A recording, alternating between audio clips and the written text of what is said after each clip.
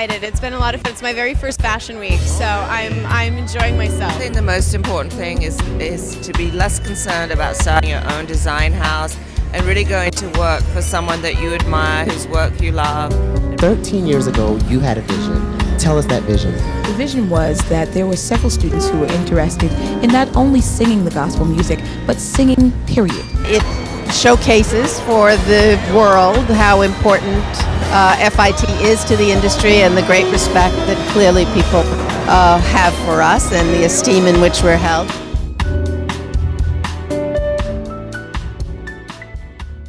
Hey, what's up, FIT? It's senior news correspondent Zadrian Smith coming to you in studio, our brand new studio.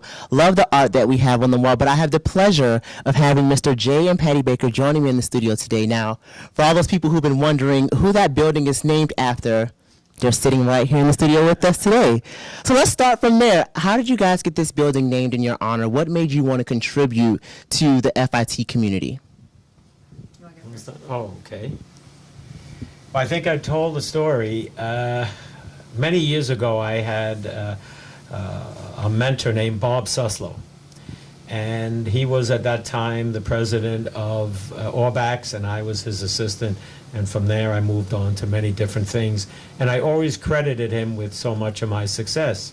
He passed away, and Patty and I wanted to do something for him. A group of people wanted to, but nobody could agree, so nothing happened. So one year, he had been honored by FIT a couple of times. So I came down, and Patty and I met Joyce Brown, and we kid. That was a dangerous thing, meeting Dr. Brown, because she's tremendous, and she has a lot of ideas.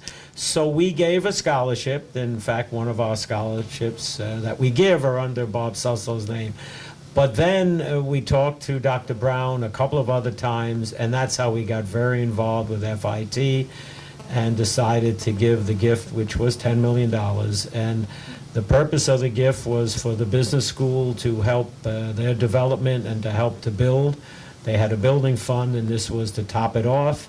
And secondly, to give scholarships, which actually is the most important thing in our mind. And we give 40 scholarships. And we're proud to be able to do that. Let me put Patty on now. Also, we had wondered about how to pay back to New York. We have been very blessed and very fortunate in our careers, and Jay did very well at Kohl's, which enabled us to be able to give nice-sized gifts. And we wanted to live our legacy. Instead of leaving a pile of money when we're dead and don't know where it's going, I'd rather spend it all now, put it into charities and other things. Save some, yeah, well. Yeah, we started helping ourselves to some. But we wanted to do something great in New York because we love the city so much, and we've been here for so long. Jay was born in Flushing, and I've lived here since the 60s and absolutely love this city. And even though Naples, Florida is our main home, we spend time here in the summer, and I'm involved in theater here. Go see Memphis.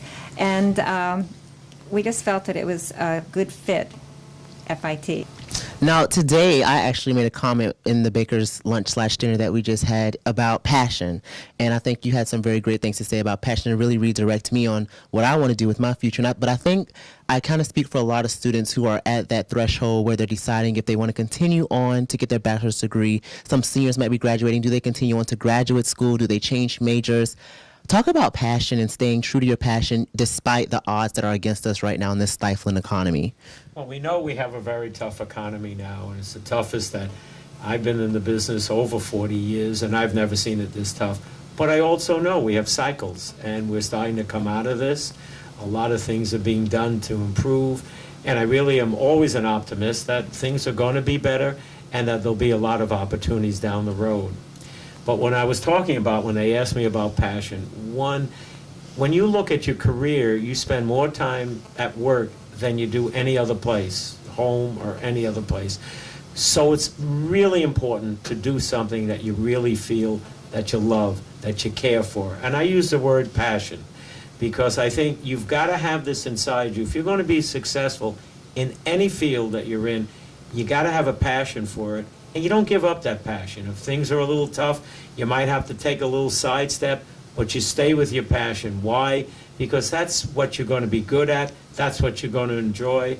I was telling at one of the tables how I've been in the business over 40 years. I don't think there's any day I got up that I didn't want to go to work. Not every day was great. Retailing is not always an easy business, as we all know. However, there wasn't a day I didn't want to get up and go to work because I loved it, because I had a passion.